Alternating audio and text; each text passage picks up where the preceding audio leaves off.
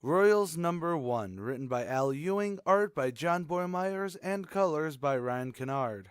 Before I get into talking about the plot for this issue, I take issue with that summary of events leading to the whole thing. You know, the previously on that comes before every book now. Literally it goes, and I'm quoting directly, "But after the Terrigen was released in the atmosphere, the Inhumans learned it was lethal to mutants, and so Medusa made the decision to destroy the Terrigen." That line right there does not paint this book in a good light for me from the get-go. Because no, she didn't go, "Wait, it's killing you guys? Oh man, let's not kill you guys. Screw us." There was a war and months of it being discovered before being forced to destroy it. But hey, it's the Inhumans. Perlmutter probably wouldn't have allowed for the Inhumans to slip too far down the pole. It's kind of like when Roman Reigns was moved to the US title position. But what about the actual plot of the series? Well, Black Bolt, Medusa, Crystal, Gorgon, 2 new Inhumans, Flint and Swain, as well as Novar, a Kree kid that's been around for a bit, are the focus of this book. But hey, let's hop 5,000 years from now, where Black Bolt is the only Inhuman, and he's talking to himself, because why not, about the 7 that went on a great odyssey, and how only 6 returned. Well, that was a fun story from Crazy Grandpa, but of course not, it's just a prologue, so we then jump to the now, where everyone is in new outfits, and we have an action beat, of course, which is them needing to stop the last Inhuman because apparently she spent too much time in her cocoon and became a hideous monster.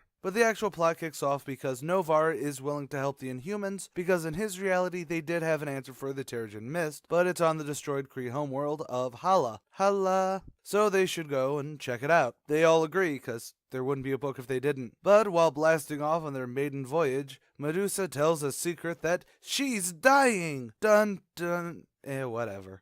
Okay, so if you can't tell by that plot recap, I really could not get into this comic even remotely. It's not that I dislike the Inhumans. Well, okay, I've disliked them over the last couple years, but that's not the writer's fault. Here, though, Al, you're not a bad writer. But what the hell? A flash forward leading to an action beat, to like a 3-page Novar explanation, then to a page where everyone says goodbye and then waits for the morning, and then a blast off and "I'm dying." Surprise? That's kind of lame. In the letters page and back, Ewing says that was so totally stoked because they're going into space, was the next big crux of things, but guess what? All you needed to do was start this, or open with Novar saying, "I think I can save the Inhumans," and then bam, take them to space. Or maybe even start this off-world, where if you really wanted an action beat, make it they're eating, refueling, whatever on whatever space station, because space is very crowded in Marvel right now. And some 6-armed jackass says, "Hey, I heard about them there Inhumans. You got your ass kicked by a bunch of mutant scum." Or whatever. And then you have a bar fight. You didn't need some flash forward to thousands of years from now, because we are here to see that story being told, not Black Bolt, aged, crippled, just wanting to talk to himself.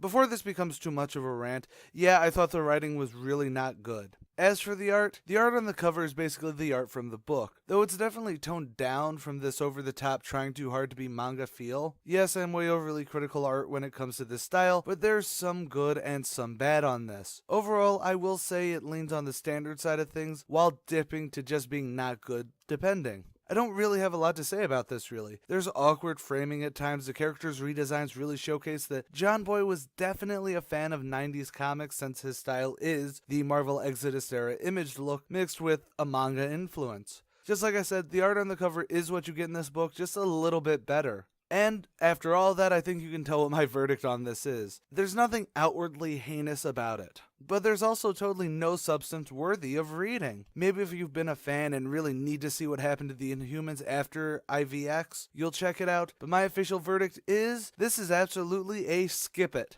Skip it means that it's not worth the time or energy to read, and it's skippable. Now, I want to say that the sole reason that this isn't a total ignore it is because this is the next step in the Royals, who were heavily affected by the IVX events, so while I will say it's ignorable, time can only tell whether or not it's easily ignorable, or if it's just something to skip until trades, maybe. But that's all for today. As always, I'm interested in what you, the listener, think. Do you feel I was way too harsh on this, and it'd have been good if I were a fan of the Inhumans? Or was I right and that just wasn't good. Opinions are always welcome, just leave a comment below, or on Twitter or on Facebook. Links to that in the description. Don't forget to like, share, and subscribe. Check out my other two channels, ComicSins and A Comic a Day, for even more comic reviews, discussions, and fun. Please become a patron to support the channels, and soon we may be able to actually afford a real editor so I can get more vids out and have real editing throughout. Woo! And as always, stay golden, Inklings!